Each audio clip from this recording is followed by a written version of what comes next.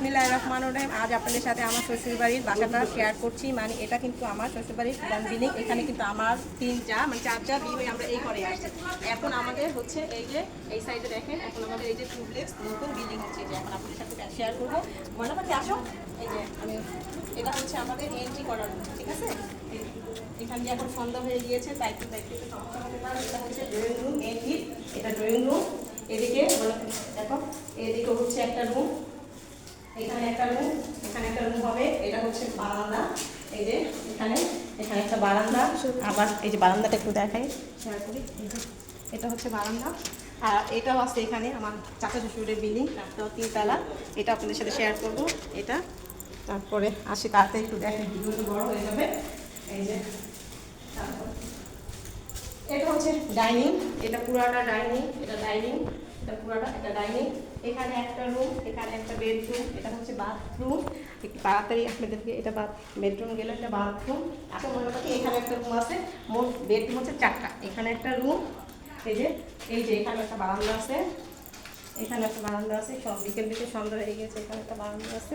আমরা সবাই একসাথে আসছি তাই বারান্দা। আবার দেখি এই যে এখানে একটা ওয়াশরুম, ওয়াশরুম হচ্ছে 3টা। এখানে একটা ওয়াশরুম, বিল্ডিংয়ের কাজ হচ্ছে তাই একটা ওয়াশরুম। তারপরে এখানে দেখেন, এখানে হচ্ছে কিচেন, রান্নাঘর। এখানে দরজাটা খুলো না। এই যে রান্নাঘর, এখানেও জায়গা আছে যে আমরা রান্নাঘরের পরে দেখা যাবে। এটা হচ্ছে রান্নাঘর, এটা হচ্ছে রান্নাঘর। আচ্ছা দেখি, এখানেও একটা রুম, এখানে একটা রুম। আমি আর যাবো না ভিতরে, এখানে একটা রুম। এখন এই যে দেখেন, এটা আমাদের সিঁড়ি ঘর, ডুপ্লেক্স যেহেতু। এখান থেকে সিঁড়ি, ড্রয়িং রুমের পাশ দিয়ে ডাইনিং পাশ দিয়ে হচ্ছে সিঁড়ি রুম। সিঁড়ি দিয়ে আমরা এই যে ছাদে উঠছি। ছাদে এটা হচ্ছে ছাদ, ছাদের বসার ব্যবস্থা আছে। ছাদটা অনেক সুন্দর করতে। এই যে এটা তো ছাদ, এই যে এটা ছাদ। আর এখানেও কাজ চলতেছে।